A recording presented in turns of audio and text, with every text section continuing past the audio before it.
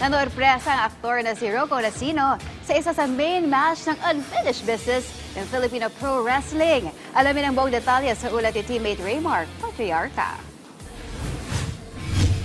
Hindi lang palaban sa aktingan, kundi pati sa loob ng wrestling ring ay may ibubuga rin ang well-known actor na si Rocco Nacino. Kaya naman sa main event ng Filipino Pro Wrestling na unfinished business nitong weekend, game na sumalang si Rocco kontra kay Jimbro Tiago, isa sa mga unang graduate sa FPW Academy.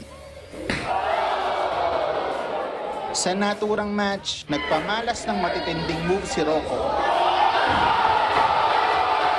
Nakilala rin bilang Brazilian Jiu-Jitsu practitioner at promoter din sa isang mixed martial arts event. Sa huli, nagwagi ang aktor sa pamamagitan ng frog splash move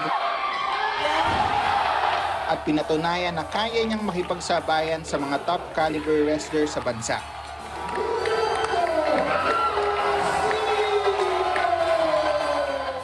You gave me respect. You broke it again. And I fought my heart out to prove something. With that, thank you. Ayon sa kanyang nakalaban na si Tiago, nakakagulat ang naging galaw sa ring ni Rocco. Game din siyang makasama muli sa ring ang celebrity na nagpahiwatig na posibleng sa susunod ay maging magka-tag team naman sila.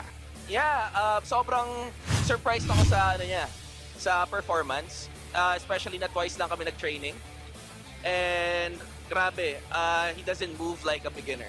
Kasi ang galing eh. Maybe nag-matter yung acting, yung Brazilian Jiu-Jitsu, sobrang galing. It's one of my favorite matches of all time. And to do it once again, but partners, I'd love to do it.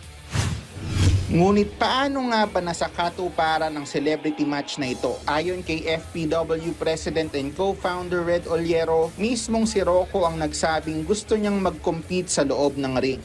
Kung paano nagsimula, I would say message lang. Parang brother, game ako maging involved. To the point na brother, game ako maging invested. Game ako to do it. Tapos sabi ko, bro, we can do a segment. Kasi yun, hindi kailangan ng training, hindi kailangan masyado ng oras. Just show up, we'll do something fun. Diba? For the clips, for the virality of it all. Nakatikim. Bro, gusto ko mag-match. Sabi ko, bro, sabi pa niya, huwag ka magkalala, athletic ako, I'm well-conditioned, I'm in shape. Gumana. Sabi ko, bro, you don't need to tell me. Just show up, we'll have you pair up with a guy na marunong, that's si Tiago. It's our first FPW Academy graduate. So talagang, man, doon ako proud eh. Una itong nagsimula para lang maprank ang kanyang asawa na si Melissa Goheng hanggang sa mangyari ang real match ni Rocco kontra kay Tiago. Para din kay Red, ang naging match din ni Rocco ay isa sa naging highlight ng unfinished business. Anya, patunay ito sa kalidad ng talent development at training ng FPW na kahit sino ay kayang pasukin ng mundo ng wrestling. Testament din sa training ng FPW, no? Na kaya namin mag-wrestling with someone na hindi masyadong trained.